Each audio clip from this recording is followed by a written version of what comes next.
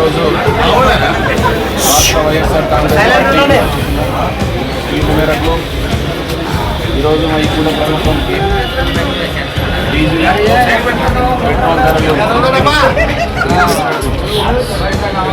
పెంచిన కారణంగా వాటిని వెంటనే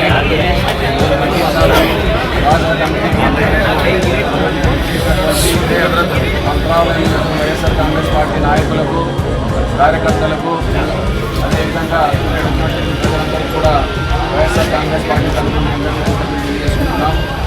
ముఖ్యంగా ఈరోజు ఈ కార్యక్రమం ముఖ్య ఉద్దేశం ఏంటంటే గత ప్రభుత్వంలో జగన్మోహన్ రెడ్డి గారు పరిపాలిస్తున్నప్పుడు ఒకసారి ఏదో డీజిల్ రేటు కొంచెం పెరిగినప్పుడు చంద్రబాబు నాయుడు గారు బాధుడే అనే కార్యక్రమాన్ని చేసి ఆ రోజు మళ్ళా మీ అధికారంలోకి వస్తే ఏ ఒక్క డీజిల్ మీద కానీ పెట్రోల్ మీద కానీ ఒక్క రూపాయి కూడా పెంచుకోకుండా నేను పరిపాలన చేస్తానని చెప్పి ఆ రోజు అబద్ధ హామీలు ఇచ్చి ఈరోజు ముఖ్యమంత్రి అయినప్పుడు ఈ కూటమి ప్రభుత్వం అంతా కూడా ఈరోజు అధికారంలో రావడం జరిగింది.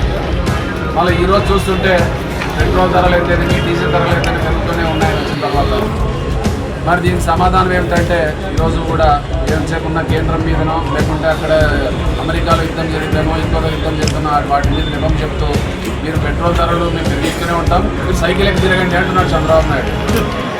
మేము పెట్రోల్ ధరలు డీజిల్ ధరలు పెంచి ఆపేదేం లేదు, మీరు సైకిల్లో తిరగండి లేకుంటే ముందులో రిక్షాల్లో తిరగండి ఆటోలో తిరగండి ఇటువంటి సూచనలు ఇస్తున్నారు తప్ప ఈరోజు ఈ పెట్రోల్ డీజిల్ ధరలు పెరగడం వల్ల ప్రత్యక్షంగా పరోక్షంగా రైతులకైతేనేమి ఈరోజు ఆటో కార్మికులకైతేనేమి బస్సులు ట్రాన్స్పోర్ట్ వాళ్ళకైతేనేమి అదేవిధంగా దీని నెపంతో రాబోయే కాలంలో బస్సు ఛార్జీలు కూడా ఖచ్చితంగా చంద్రబాబు నాయుడు గారు పెంచుతారనే విషయాన్ని మీ అందరికీ తెలుసుకోవాలి.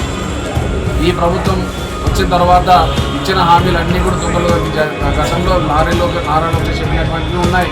మేము ఏ ఒక్క రూపాయి కూడా పెంచుకోకుండా ఆటో వాళ్ళకి డ్రెస్ వేసుకొని ఆ రోజు ఆటో కార్మికులు డ్రెస్ వేసుకొని మీకు తోడుగా ఉంటామని చెప్పడం అది ఎక్కడికైనా నారాలోకేషన్ అడుగుతున్నారు. ఈ కూటమి ప్రభుత్వంలో ఉన్నటువంటి పవన్ కళ్యాణ్ గారు ఏం చేస్తున్నారు అడుగుతున్నాం. ఈ కూటమి ప్రభుత్వం బీజేపీ నాయకులు కూడా ఏం చేస్తున్నారని అడుగుతున్నాం. దయచేసి ఈ కూటమి ప్రభుత్వం ఇప్పటికైనా కూడా ఈ పెంచినటువంటి ధరలను ఆ భారాన్ని ప్రజలపై పడుకున్న ప్రభుత్వమే ఈ భారాన్ని మోసే విధంగా ఆలోచన చేయాలని ఈ కూటమి ప్రభుత్వానికి ఈ వేదికలో సీఎం